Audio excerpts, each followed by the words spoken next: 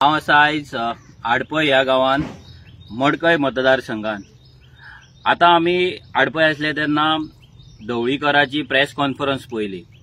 ती प्रेस कॉन्फरन्सान तो खूब गजाली उलयलो। ते लायटीचे लोकांचे डॅमेज जाला, घरातले इलेक्ट्रिकल इक्विपमेंट्स असले ते डॅमेज जाला, कित्याक जाला, पत्रे लागले आनी कितें खूब गजाली उलयलो तो। पूण तेतून उलयताना तो आनी एक तेणी विषय काढलो, तो म्हटल्यार आरजी पक्षाचो। त्याचे नाव तेणी घेवंक ना, पण तो पयलीं म्हणपाक लागलो की एक पक्ष आसा, मागीर म्हणपाक लागलो की तेका आपूण पक्ष मानिना, तो एक एनजीओ आनी तेंचे काम करपाची स्टायल आसा ती एनजीओ प्रमाणे आसा म्हणून, आपूण तेंका पक्ष मानिना म्हणून। आनी हे स्टेटमेंट हेच्या पयलीं ढवळीकरान खूब फावटी केल्ले आसा।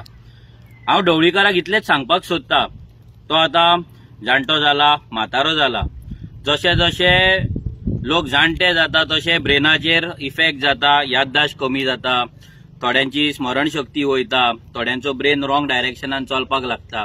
हेतूंतले कितें ना कितें तेका जाला आसतलें। जर तेका जावंक ना आनी तो सगळे आपल्या शुद्धीन जर उलयता, मन बुद्धी सारकी दवरून जर तो उलयता, जाल्यार तेणे आयच्या आयज वचोन इलेक्शन कमिशनान कंप्लेंट घालची की एक एनजीओ हेने 2022चे इलेक्शन कंटेस्ट केला आणि एक आमदार निवडून हाडला इल्लिगली, अनकॉन्स्टिट्युशनली। म्हणजे जो पक्षच ना, एनजीओन एका इलेक्शन कंटेस्ट केले आणि त्यांचो आमदार बसला आणि ते आपली पार्टी आसा म्हणून सांगता।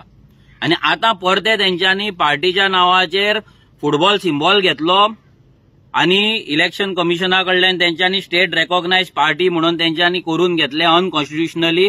आणि ह्या पार्टीन परते 2 सिटां दवरून परते तेंच्यांनी फुटबॉल सिम्बॉलाचेर लोकसभा इलेक्शन कंटेस्ट केले।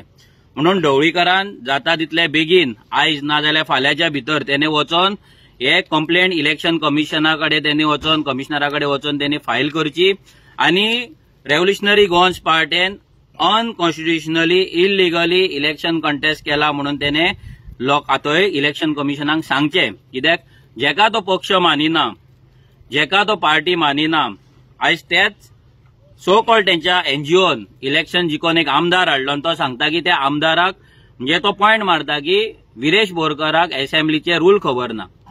हांव तें मागता तेच्या कडेन की पयलीं म्हटल्यार तूं विरेश बोरकर जो आरजीचो एमएलए म्हणून भितर आसा, जेका तूं पार्टी मानिना, तेचे पयलीं डिस्क्वॉलिफिकेशन पयलें घाल। फर्स्ट सभापतीक तूं तवडकर, आयज जो तुका हालीं क्लोज जाल्लो आसा, ते तवडकराक लेटर कर आनी तेजे डिस्क्वॉलिफिकेशन पयलीं करून घे।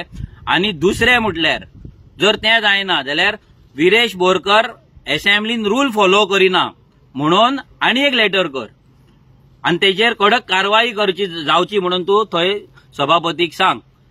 आमकांय कळपाक जाय की हो जाणटो कितलो तकलेन आसा काय तकलेन सुटला तो।